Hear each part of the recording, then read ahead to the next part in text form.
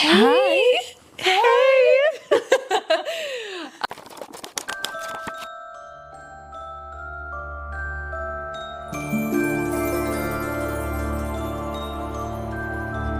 today we wanted to talk about the idea of, because this is like our dream, right? Like this is like our dream. Our podcast is like, we've been dreaming of this for longer than, it feels like we've been dreaming it for longer than we even knew we were dreaming about it. Yeah. Our friendship has just accumulated into what we think is this moment. And like, this is our purpose and Yeah. we're supposed to do this. So I think that we want to talk about the idea of chasing your dreams and Especially the unconventional ones, the ones that, don't have a strict path. Like maybe your path is not as clear cut. yeah. Why don't we share our stories of how we came to the, like, Yeah.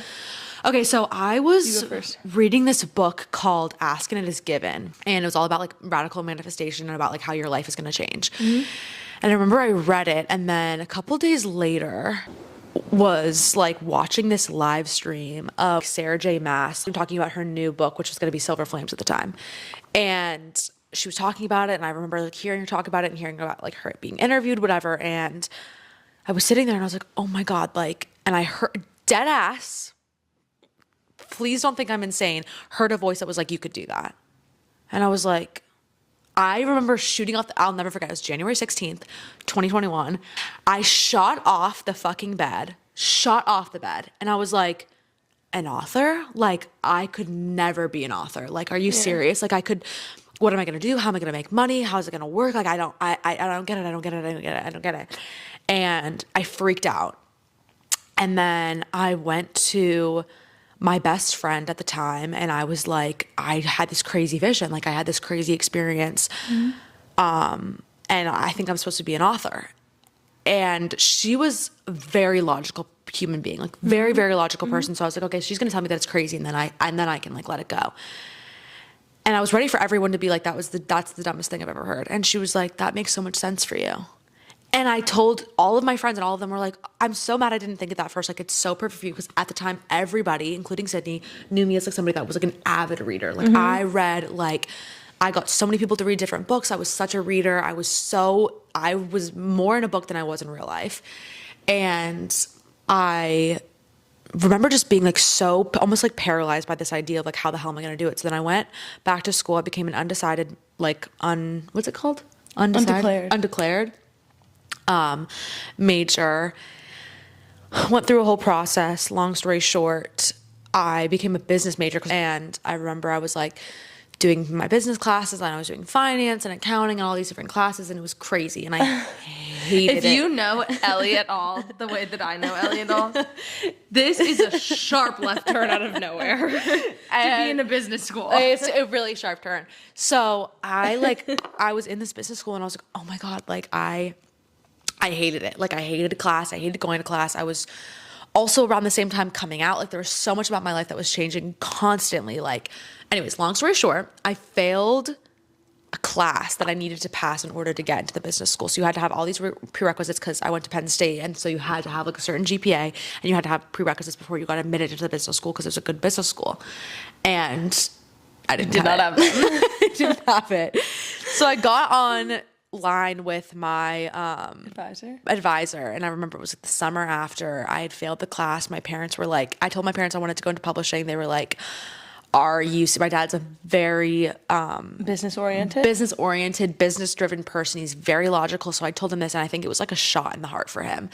Well, also this was major change number 3. So I think major change number 3. Completely. Cause I was like, yeah. So I like came back and I was like, okay, I don't know what to do. And he was like, yeah, so you didn't make it into the business school, babe. Looks like that path is done for you. And I was like, oh fuck. And he was like, so basically if you want to graduate on time, the only place that will accept you, the only place that you have prerequisites for is an English major. And I was like, fuck. And I remember telling my parents, and they obviously lost their minds because they were like, are you serious? And I felt so bad because I had prided myself on my grades. Like I had prided myself on how well I did in school. Like I couldn't believe that I had gotten myself into a situation where I literally only had one option. And it turns out it's the best thing in the whole world. So then I went to school on that first day of being an English major. I remember like I got to class, and it was like my professor was, who I loved deeply and who was a huge part of my life. He was standing the front of class, and he was like, if you've ever heard a voice that tells you to be a writer, like, this class is for you. And I remember being like, I heard that voice. I heard that fucking voice. So he told me that, and I was like, and it was just this moment of like, if you're like a spiritual person, or if you believe it, you don't believe it. It's just clarity. It's clarity, and it makes you feel like everything is kind of like in alignment. You have like these moments of like synchronicities in your life where it's like, okay, everything makes sense, and for like one split second, I know I'm where I'm meant to be, and then it all fractures, and you're like, oh my god, what am I doing? And then it'll come together again. You're like, oh, I'm on the right path, and it'll fracture, and then it's all part of the journey. But that was one of the moments where I was like, okay, I'm where I'm meant to be. Long story short, get into a program, chase the dream of being an author, and everyone was just, I don't know even how I even am still doing it. I don't even think I really have like the logic behind it. I just know that I'm chasing something, and I know that it's guided and it's divinely guided, and I'm meant to do it, but I don't necessarily know how. I just kind of have surrendered myself to the idea of like, I know this is what I'm supposed to do. So whatever happens is what's going to happen. So then I went, and now I'm in grad school for being a writer, writing a novel, and then this podcast kind of came along the way, and that's kind of like, it's where we're at. It's where we're at. So yeah. Two things. One, I want to say that I think the thing that, if you're going to take something away from both of our stories right now, is that in no matter whether it's conventional or unconventional, the way in which it happens, if it is your calling, it will keep calling. And that's one of me and Ellie's favorite quotes, because even though she failed this business school class and got into all these situations and whatever, like, I believe that was because it was your calling, so it kept calling. It literally knocked down all of the things in the way to get you there. Completely. For me, went into college and I applied to all my colleges as a nursing major. And if you knew me during high school, this was like not a surprise even a little bit. No. So I applied to all my schools as a nursing major, and I was like heart set on this. More of the stories that I was a nursing major.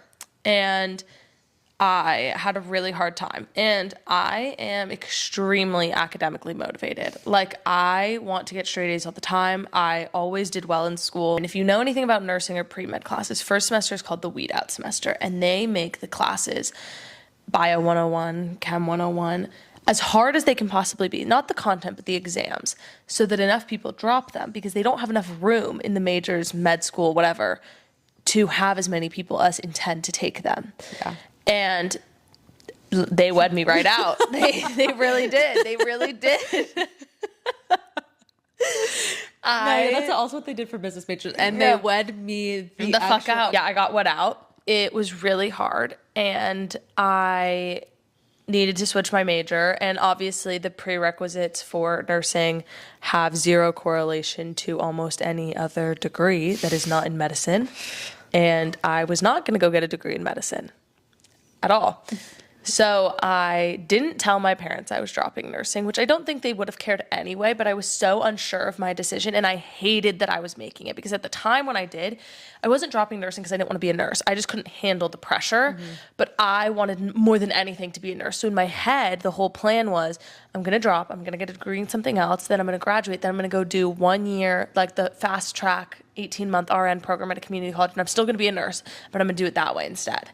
And I was set on that. So I didn't tell anybody except for my roommate. Shout out Ellie. Not this Ellie. My other Ellie. I have 2 Ellies.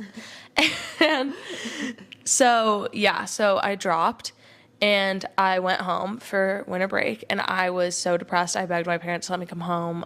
And my dad sat me down, and I was like, okay. And we had a really long conversation about it. I went back to school, and I became a comms major. And at my school, there's 2 options. You can be comms for rhetoric, or you can be comms for entertainment, radio, television, and film. And I was always a photographer. I've been a photographer since high school, since Ellie knew me. That's when we met. We met in photography class. We met in a photography class. Which is like, well, the more we look back on both of our stories, the more it's like, there's so many ties that it should have been more apparent that it was going to get us here. Yeah, completely. And I became a radio, television, and film major. And I really, like, something made sense to me. Like, I was taking film production classes, I was directing short films, I was writing all the time, and so just, it started making a lot of sense for me, and I always did photography. I started getting a lot more gigs at school because I was just so much more open to the artistic process at that point in time. When I was doing nursing, I felt like I couldn't do that. But when you if you are good at something and you are passionate about something, and good in your own opinion, because art is subjective. Completely. Whether you are good at it or not is not necessarily up to everybody around you's interpretation. And you can always get better at art. Yes. You can always get better. But if you love something and you are passionate about it, especially in creativity, it will be successful. And this is coming from a almost 22-year-old, so obviously I don't know what the fuck I'm fucking talking about. I literally don't even have a college degree, so don't even like stress a word I'm saying. But like, I'm not trying to go all Mel Robbins on you guys, okay? Yeah. Love Mel Robbins. This was not a diss at Mel Robbins. I'm just not qualified enough to be Mel Robbins. Yeah. You are doing what you are meant to be. do. The rest will fucking follow. I cannot emphasize that enough. I can't. It is just the truth. Literally, it's just and when you figure out what you're meant to do, it is not it hits you in the face moment. It's like you literally reach, like, I know this is a TikTok trend right now, but it's the only way I can explain it. You reach a flow state where you are literally like, and you're like, and everything just suddenly you're just like, you just hit a piece. And I think the best way to kind of like emphasize this, and the best way that I can describe it is like, I remember I used to think that like when you loved something, you had to like consistently like reach for it, work for it. Yeah, no. And I do think that you have to work for it, but the work that you're doing looks very different because it's not outside of you, it's within you. Everything is within you, and everything that you, especially if you're an artist, like. Yeah. Also, I think something I like about the if it's your calling, it will keep calling, that I think is really important. So fast forward in my life, I graduated in May of last year, and I'm still currently in school because I'm doing a certificate, which is a story for another time also, but I do have a degree. I lied earlier. And I was going to say, like, no, I do, but like, because I'm still in school, it feels fake. Like, totally. You know? So, two things. Fast forward in my life, I graduated in May of last year with a bachelor's in arts, and I got a degree in radio, television, and film. And I then proceeded to do an internship in pharmaceuticals. So you know what? Let me tell you.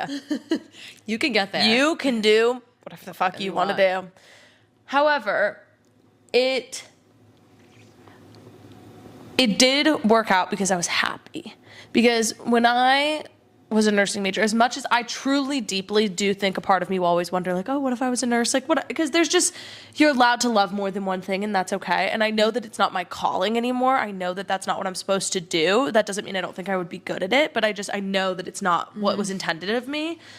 But when I switched to what I, like, to the degree that was focusing on what was intended for me, the work, like, school was hard, but it wasn't this painful situation where I was just like, oh my God, why am I not done? Why am I not done? Or when am I it's going like to be the done? countdown of like, how much more can I do? Like, how much more can I take? Like, what the fuck? Like, 18 credits felt like 18 credits, and like, you just are suffering. And I know that school's hard, so don't take this as, oh, if it's hard, give it up. You know, like, I'm not trying to say like, oh, if your major is really difficult for you and it's stressing you out, that's a sign it's not for you. That's not where I'm getting at, because my major did stress me the fuck out.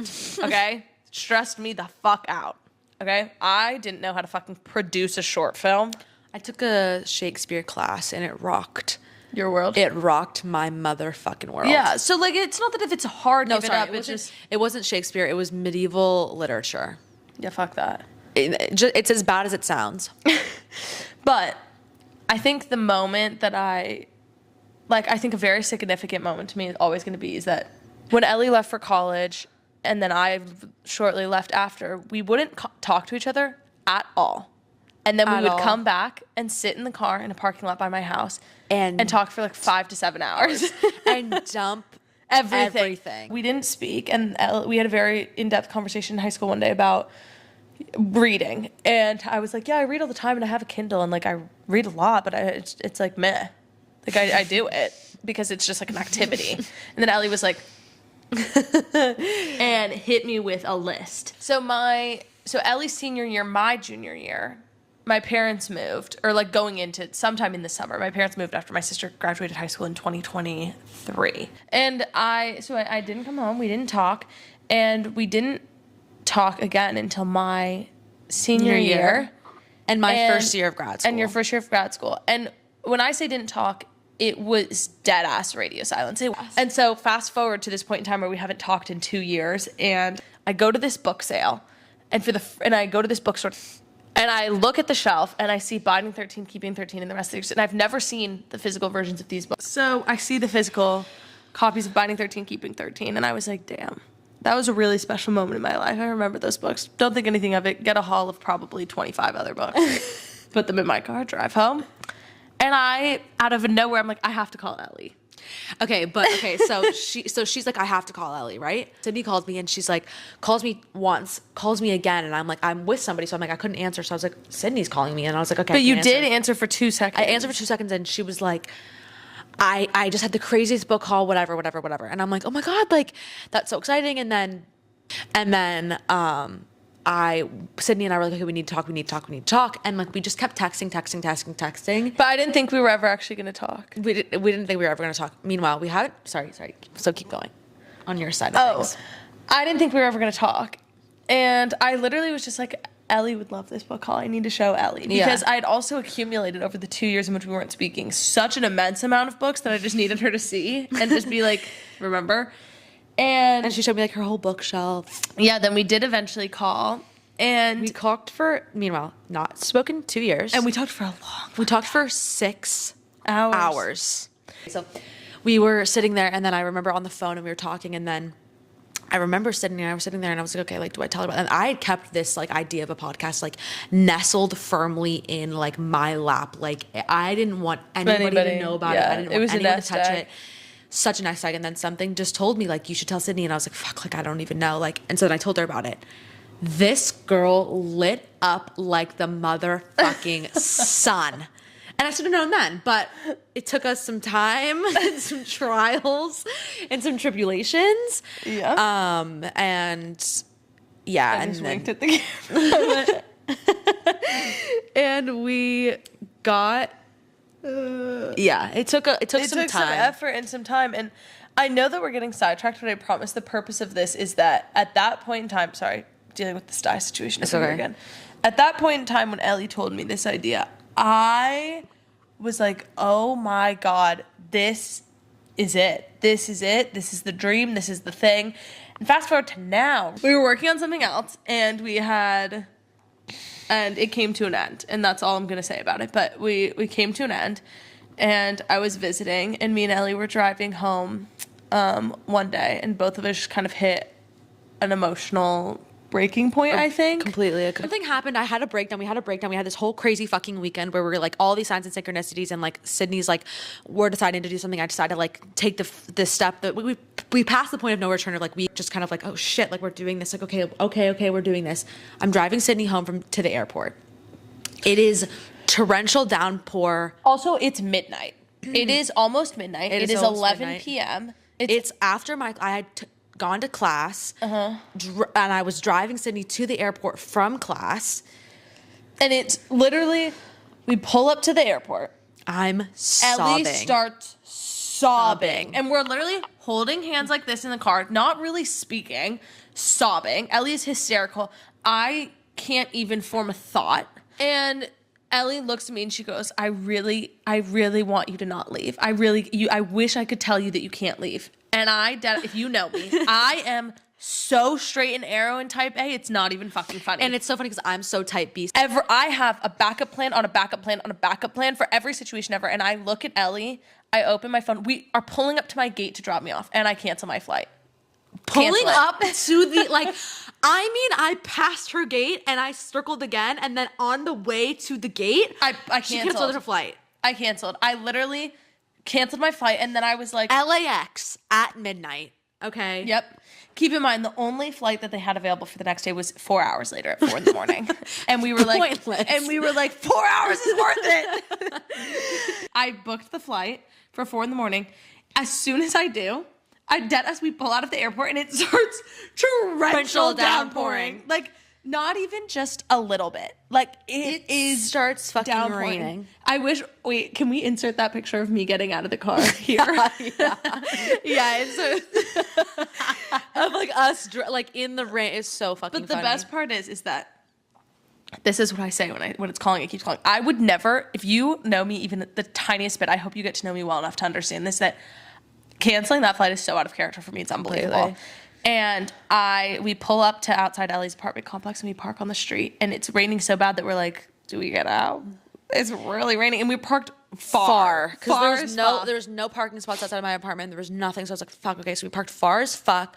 We're sitting there and we're just talking and talking and talking, being like, okay, we're gonna fucking do this. Yeah, and we have this like moment where we started like manically laughing, being like, we're gonna do it. Like literally being like, oh my God, like, and then also being like enraged a little enraged, and being like, are you like, it was us all along. Why didn't we think of this sooner? Yeah. Are you fucking serious? And it was also like, then we realized like what we wanted to talk about and how we wanted it to go, and the ideas, points of this page 3 as an entity that come after beyond just this podcast all slammed into us at once, because we had so many ideas over the course of the last year that we had written down in this little notebook, and we're like, okay, we'll come back to them in 10 years. And then we were like, why the fuck would we wait 10 years? We should just do it. And so I dead ass didn't tell anybody. We went home. We decided we don't discuss for 2 weeks. We're not even touching this with the 10-foot fucking pole for 2 weeks. But it was funny because Syd and I are obsessive in our heart. Like, if there's a quote from The Secret History, and it's like, I am nothing in my heart if not obsessive. I think it's something like that. Yeah. We are nothing in our hearts if not obsessive. Like, if you give Sydney and I an idea, and this would be an example of that, like, and our parents, I think, both kind of felt like, our parents are very big parts of our lives, but I thought they felt were like, this is just another thing. Like, this is just one of the other sessions, and it's not going to stick. And I mean, we every day for the past year I've talked about this. I mean, and every conversation, not just for like small periods. I mean, we have sat on the phone for 6 hours at a time, 8 hours at a time, 11 hours at a time once. 11 hours. 11 hours. We talked on the phone for 11 hours. And I think it's even crazier because it's like, it doesn't feel like 11 hours. We have documents on documents on documents of hypothetical business plans, conversations marketing on conversations ideas, on conversations. Yeah. Talking to people, market research, lists of goals, yes. Manifestations, random niche things that we want, like metrics we want to hit, how we're gonna get there, how it's gonna happen. Like, we have there is no horse we have beat the way like we this beat one. This. And so I fast forward, we don't talk about it. Then we decide we do talk about it 2 weeks. No, we're like, okay, we're not gonna talk about it for 2 weeks. We're gonna give ourselves a break from this one project that we were doing, and we're gonna talk about this new one. We're gonna give ourselves time. Yeah, we sit there. Do we last doing that? No. Not even a little. Next day, we're on the phone talking about it. Next day, we're on the phone talking, but we can't not stop talking about it. And then we had this moment in the car in the rain, flashback really quick, where we were like, whatever the name of this new project is going to be, it's going to come to us naturally. But it has to come to us both. Like, it has to be an accumulation of something that we both did. That was a big... Because we are very big believers in signs, and we had many signs and many... There was just a lot of really... To not get like super nitpicky and in depth here, but we just had a lot of things that were so prominent you couldn't ignore them. Mm-hmm. And so we were like, if these happen, then the name will come to us. The title of this project, what it's supposed to be, will come to us. And we wanted it so badly to come to us while we were sitting in the rain. Naturally. We wanted it so badly. We kept being like, why isn't it here? Why isn't it here? Oh, over a week goes by. Like, well over a week goes by. I'm driving home from school. I call Sydney. Mm-hmm. She's at Michael's, who's her boyfriend, and I'm talking to her about how I went to this, like, I went somewhere and I got super inspired, and so I call her and I'm like, oh my God, and we just start going off. And it was literally, she said something, I said something, she said something, I said something. And then all of a sudden I was like, we were like, because we were like, okay, the emphasis of the book, I want it to be like, it's for the viewers, And then Sydney's like, I love the idea of like a dedication page. I love the idea of a dedication page. And more importantly, that you had said, we were talking about all of the signs, and Ellie was like, well, there's obviously one really big one, and that's number 3. Because 3 is extremely significant to both of us. First of all, it's both of our life path numbers. Second of all, we'll tell you later. Yeah, second of all, you got to hold on that one. So... We're sitting there and we're like, I like the idea of like, how cool would it be if like all the titles were like for those who, right? It could be something and whatever. And so we're like, okay, I love that. And then Sydney's like, I really like the dedication page. I'm like, okay. I'm sitting there. I'm like, oh, I don't know if like I'm really feeling that. So like, I really like the idea of pages. And we could not stop. I opened Pinterest, and the first thing I see is a dedication page that says for those who. And I literally, both of us are like, okay, so clearly it's gotta be we're on the right fucking track. And so we're like, okay. So it's gonna be page 3. It's gonna be page. Like page something. And I'm like, okay, I like pages. And Sydney's like page 1, and I'm like, no, babe, page 3. Mm-hmm. because the page 3 is like the dedication page, the title page, whatever. And Here we are. here we fucking are. But that's a long-winded way to say chase your fucking purpose, and probably makes no linear sense to anybody. But I have a bow to put on it. Oh, I love a bow. I have a bow to put on it Okay, because I love a bow. Wrap it around, girl. because this is very important. This is very important. If you are not willing to free fall and not see the ground, then I don't think you love it enough to follow it. Like, if you are not willing to throw yourself off the edge and hope it fucking works, do you love it enough to do it? Is it really your passion? Right? Yeah. Yeah. You know? And I mean, like, some people, and this is what I'm not trying to like compare anything. Some people have like a podcast and I'm sure they love it deeply. And I'm sure it's like I mean, this podcast, the dreams that we have for this thing, it's all consuming. Like, this is our life. This is all we talk about, all we do, time. all All that the consumes time. us. But my point being, 2 very important things that I want to wrap this up for you. And please feel free to confirm or deny. 1, if you are going down a conventional path, that doesn't mean this isn't for you. That doesn't mean you're not creative. That doesn't mean you are not an artist. That doesn't mean that you can't pivot. It doesn't mean that you can't watch this video and be like, the fuck do they think they're talking about? I know what I'm going to do. And it doesn't mean you can't watch this video and say, oh my fucking God, they're right. Whatever your path is your path. And I am not the person to tell you otherwise. Mm-hmm. And if you are good at something and everybody is in a different situation, everybody's family is in a different situation, everybody's in a different economic and financial situation. And there are a million different factors that lead somebody to make the decisions they make. And I'm very blessed that I got the opportunity to do this and feel secure in doing so. Mm-hmm. But I'm aware that that's not everybody, and sometimes taking risks is extremely scary. Mm-hmm. So number 1, if it is your calling, it will keep calling. And whatever path that is, whether it's to be a doctor, a lawyer, a painter, a dancer, whatever, I believe in you. And I believe that your calling will keep calling. Mm-hmm. And you have to work at it every day.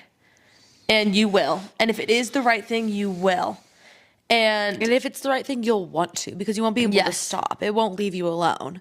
And you won't be able to leave it alone because it's your thing. You can't. It's your beautiful thing. And 2, bet on yourself. If you are going to bet on anybody, bet on yourself. Because at the end of the day, and this is morbid, I know, but at the end of the day, the only person in the world you truly know and have is yourself. Completely. So bet on yourself. If you're going to do it and you're going to free fall and you're going to jump off the edge, bet on your fucking self. Because if you bet on yourself, the rest will follow. And I know that that's a complete, like, there's definitely somebody on the other end of this screen right now being like, can this fucking teenager shut the fuck up? Please. But I'm serious. Bet on yourself. Follow your dream. And it doesn't have to be conventional to make it successul. Your definition can be conventional and you can still be successful. And that's the thing that you want to do. If that's the thing that you love doing. Sorry, I had to sit up just because, like. No, that's okay. But the point is that whether it's conventional or unconventional, follow it. If it is your dream, it'll keep calling. It really will. It really will. And we hope that the story that we told of us getting here, the long-winded journeys and paths of our friendship and the podcast and all the things, following our dreams and all of the things, we hope that is, instead of confusing and feels like we can't hold and it's a thought. Scary too. There are money. Yeah. There's also informative. Yeah. It's also scary, and I want to say that, like, there have been so many moments where Syd and I were scared fucking shitless, like, oh my God, are we gonna do this? Oh my God, is this gonna actually happen? Like, anyways, I just think that, like, there's just something so beautiful and so amazing about following your dreams, whatever it be, however insane it might be. Like, if it's your calling, it will keep calling you, and if it's what you want to do, yeah, and just trust that this is always what we want to be doing, and in any way that we can share, in any way that we can help, in any ways that we can be a hey along the way of helping you either get back on that path or finding that path is such a privilege. And also, if you want to see 2 people that are going to have to fall on their face and get back up again 100 fucking times. Yeah, you can watch us try to chase our dream. Not and maybe chase we our are. dreams. Yeah, we are chasing it actively. But we hope that when we trip and fall, it is some consolation and relatability to those that are scared to do so. We're doing it publicly on the internet for all to see. We also, I think that's something beautiful about being able to learn alongside each other. Like, we get to learn from you. You get to maybe, I don't even know, learn from us. Hopefully you learn from us. I don't know. Hopefully you learn from our mistakes, perhaps. Yeah. Okay, well, we love you. Sorry if that was confusing. And long, and we just both have ADHD. And we're getting in the flow of things. Yeah, we're getting in the flow. We're figuring it out. But yeah, Okay, we love you. we love you. And we haven't figured out our outro yet, so when we get to it, we'll let you know. Stay tuned. Stay tuned.